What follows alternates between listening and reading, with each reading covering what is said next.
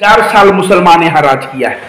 अगर तलवार के बल पे हुआ होता ना तो पुष्पेंद्र कुलश्रेष्ठ तू जालीदार टोपी पहनता और कहता है ना बड़े भाई का कुर्ता छोटे भाई का पजामा पहनता और नमाज 5 टाइम तू आज पढ़ता। तुम अगर दलितों को नीच बनाओगे, अछूत बनाओगे, उसका शोषण करोगे तो वह तुम्हारे धर्म पे लात मार के अगर इस्लाम को कबूल कर लिया तो मैं मानता हूं वह अपने मान सम्मान स्वाभिमान की रक्षा किया, वो कायर और डरपोक नहीं था। एक तालाब में कुत्ता पानी पी सकता है, ब्राह्मण पी सकता है, लेकिन दलित पिएगा तो पूरा पानी दूषित हो जाएगा। एक ब्राह्मण कुत्ते को छू सकता है लेकिन दलित अछूत है, उसको नहीं छुएगा। कि अपने बहू बेटियों से अब दलितों का शादी करोगे। बहुत बार मैं देखता हूं मंदिर में दलित परिवार गया, उसका पैर तोड़ा गया, हाथ तोड़ा गया, उस वक्त यह बंदा कुछ नहीं बोला क्योंकि उस वक्त इसके दिमाग में चलता है अच्छा हुआ तुम लोग उसी लायक हो।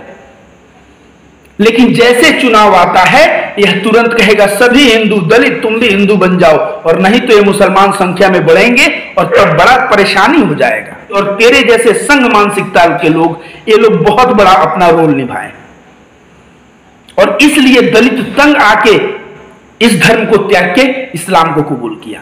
चलेगा ये दलित शोषण जो है ना देश बर्दाश्त नहीं करेगा। तो संघी मानसिकता का है जो गोलवालकर है, दलित लड़कियों के साथ रेप होता है ना, उसके समर्थन में बोला है कि अच्छा होता है। हेलो दोस्तों, मेरा नाम रविकांत भारती है। दोस्तों, पुष्पेंद्र कुलश्रेष्ठ का नाम तो आप सभी ने सुना होगा। यह बंदा जब भी मुंह खोलता है मुसलमानों के खिलाफ जहर उगलता है और यह ऐसा भी नहीं है कि बहुत बड़ा हिंदू प्रेमी है। मैं अभी बताऊंगा, ये हिंदुओं से भी नफरत करता है लेकिन अपने आकाओं से करोड़ों करोड़ों रुपया लिया हुआ है, इसलिए ये हिंदुओं को बोल रहा है एकजुट हो जाओ। कब? वोट देते समय, बाकी समय लात जूते खाओ, बेरोजगार रहो, इससे कोई मतलब नहीं है। इसके लिए कभी आवाज उठाने वाला ही नहीं है।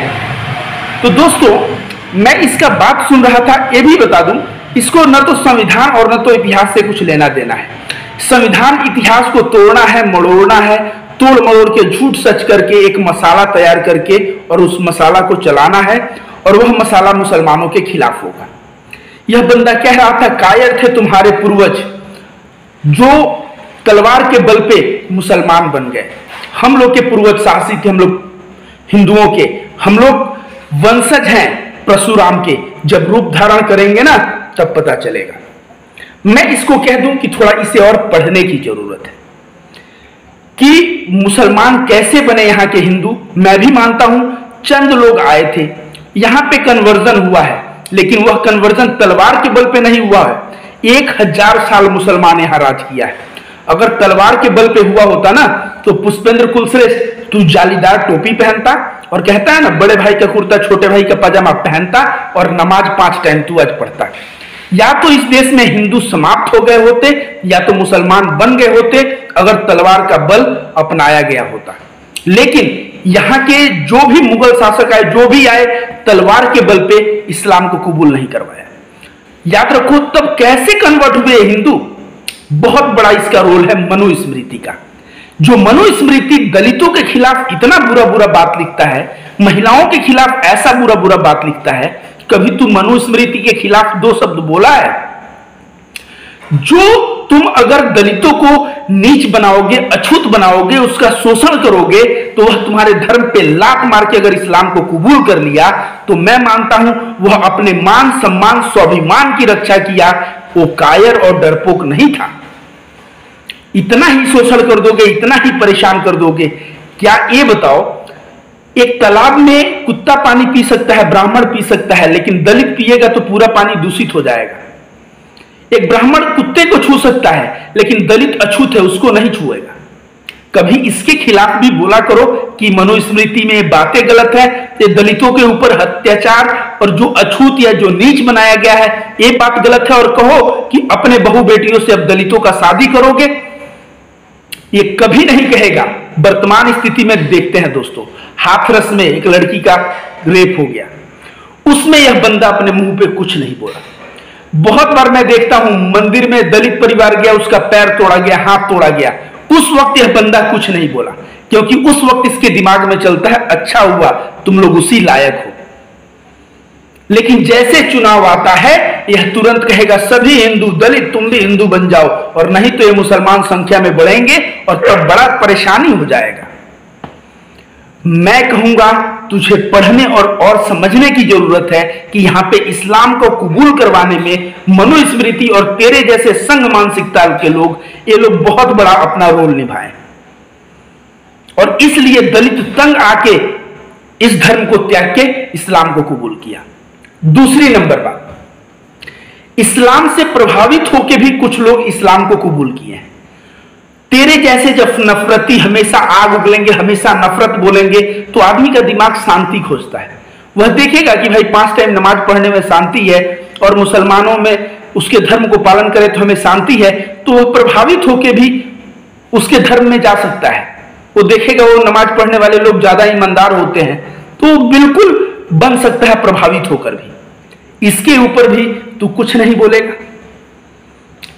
तू जब भी मुंह खोलेगा हमेशा हिंदू एक हो जाओ। कैसे हिंदू एक हो जाए? दलितों के जब अधिकार की बात आती है तब तुम कुछ नहीं बोलते, और जब वोट लेने की बात आती है तो कहते हो तुम हिंदू हो, तुम एक हो जाओ। ऐसा नहीं चलेगा। ये दलित शोषण जो है ना, देश बर्दाश्त नहीं करेगा। तो संघी मानसिकता का है, जो गोलवालकर है, दलित लड़कियों के साथ रेप होता है ना, उसके समर्थन में बोला है कि अच्छा होता है। उसका मेरे पास रिटेन है स्पीच।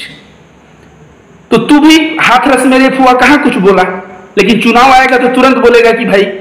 तो तुझे यही कहूंगा कि जब तू देश के हिंदुओं को हिंदू नहीं समझता, तो वोट के समय करोड़ों करोड़ों रुपए लेके अपने आत्मा को बेच के और इतिहास को भूगोल और भूगोल को इतिहास बना के और इस्लाम को उल्टा सीधा उसमें का बात गलत सही करके और तुम झूठ मूठ का नफरत फैला रहे हो। दोस्तों मैं एक बात और बता दूं, इसने क्या कहा, परशुराम का रूप हम लोग धारण कर लेंगे तो बहुत बुरा हो जाएगा। आ गया मनुवादी सोच इसमें। परशुराम ने रूप धारण किया था तो किसका नाश किया था? क्षत्रियों का नाश किया था। अब तू कहेगा कल की क्षत्रियों तुम लोग भी हिंदू हो, और इधर कह रहा है परशुराम का रूप। तो परशुराम का रूप धारण करके तू गाली किसको दे रहा है? तू क्षत्रिय भाइयों को गाली दे रहा है। तो मैं यही कहता हूं कि तेरे जैसे लोग परशुराम का रूप, लगता है परशुराम रूप धारण करके मुसलमानों का संहार किए थे, हिंदुओं का ही संहार किए थे, क्षत्रियों का संहार किए थे। इसके ऊपर तू कुछ बोल। तो वही मैं कहूंगा कि तेरे जैसे जब तक लोग इस धरती पे जिंदा हैं, उसका दवा करने के लिए रविकांत भारती जैसे भी लोग जिंदा हैं। और तू जिस हिसाब से बोल रहा है कि कायर थे, वे लोग कायर नहीं थे। अगर दलित इस्लाम को कबूल किया तो मैं कहूंगा वो स्वाभिमानी था। अगर कोई प्रभावित होकर किया, वो क्यों किया? तेरे जैसे नफरतियों की वजह से किया।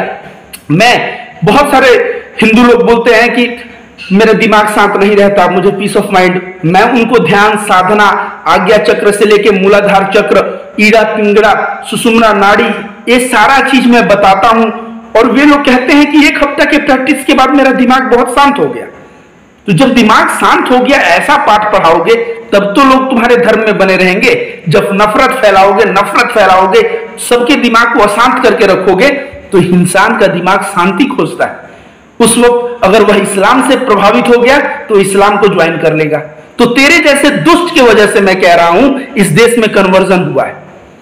अगर तू आज जो पिट्ठू बना हुआ है ना बीजेपी का, करोड़ों करोड़ों रुपए लेके, किस तरह से तूने देश के युवाओं को बेरोजगार रखा है, किस तरह से तेरे वजह से देश का युवा बेरोजगार है, देश का युवा परेशान है, पॉकेट में पैसा नहीं है, लेकिन फिर भी तू हिंदू मुस्लिम करके और सबकी जिंदगी को जैसे नर्क बनाया हुआ है ना। मैं कहता हूं ऊपर वाले के, भगवान के घर में देर है अंधेर नहीं। भगवान ने मुझे भेज दिया है और तेरे हर बातों का काट करूंगा, और मैं कहूंगा कि तुझे और स्टडी करने की जरूरत है।